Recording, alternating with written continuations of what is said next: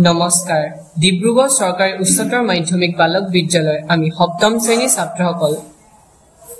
বিকশিত Bharat builder from 2025 বৰ্ষৰ এই প্ৰকল্পটোত মজিয়াত আমি অংশগ্ৰহণ কৰিছো আমাৰ প্ৰকল্পটোৰ বিষয় হৈছে ছালৰ বিভিন্ন সমস্যাৰ ঘৰুৱাৰ উপকৰণৰ পছতীয়াপাত দৈনন্দিন জীৱনত বিভিন্ন কাৰক যেনে আমাৰ খাদ্যাভ্যাস বা প্ৰদূষণ বায়ুৰ মণ্ডলৰ বাবে কিছুমান স্বাস্থ্যজনিত সমস্যাৰ সৃষ্টি হোৱা দেখা যায় বিশেষকৈ খৰখজুৱতি ছালৰ সমস্যা এলাৰ্জি বসন্ত আদিৰ দৰে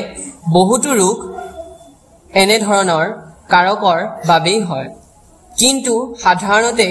দেখা যায় যে এনে পৰিস্থিতিত আমি বিভিন্ন টেবলেট ফাৰ্মাসীৰ পৰা কিনি সেৱন কৰো যাৰ বেলেগ বেলেগ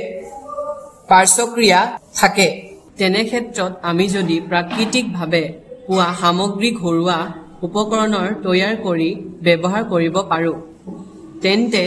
ছালৰ সমস্যাৰ ভাল হোৱাই নহয় বৰঞ্চ ঔষধৰ পাৰ্শ্বক্ৰিয়া পৰাও নিজকে বচাই ৰাখিব পাৰি ছালৰ বিভিন্ন সমস্যা নিৰ্মূল কৰাত ব্যৱহাৰ হোৱা এবিধ উত্তম বনৌষধি হৈছে পছতীয়াপাত যাৰ বৈজ্ঞানিক নাম ভাইটেক্স নিউগুন্দ এই সকলোবোৰ দিশৰ ওপৰত ভিত্তি কৰিয়ে আমি সপ্তম শ্ৰেণীৰ ছাত্ৰসকলে পছতীয়াপাতৰ সঠিক ব্যৱহাৰ কৰি ঘৰুৱাভাৱে এটি উপকৰণ তৈয়াৰ কৰিলো যিটো ছালৰ খজুৱতি আৰু হালমইনা হোৱাৰ অংশত প্ৰয়োগ কৰি আমি যথেষ্ট সুফল লাভ কৰি এই প্ৰকল্পৰ বাবে প্ৰয়োজনীয় তথ্য সংগ্ৰহ কৰিবৰ বাবে আমি জৰীফৰ সহায় লৈছিলো যাৰ বাবে আমি আমাৰ ঠাকুৰ গাঁৱৰ জৰীফৰ স্থানৰূপে নিৰ্বাচন কৰি গাঁৱৰ লোকসকলৰ পছতীয়াপাতৰ গুণাগুণৰ বিষয়ে সুধিছিলো আৰু জৰীফৰ ফলস্বৰূপে আমি জানিব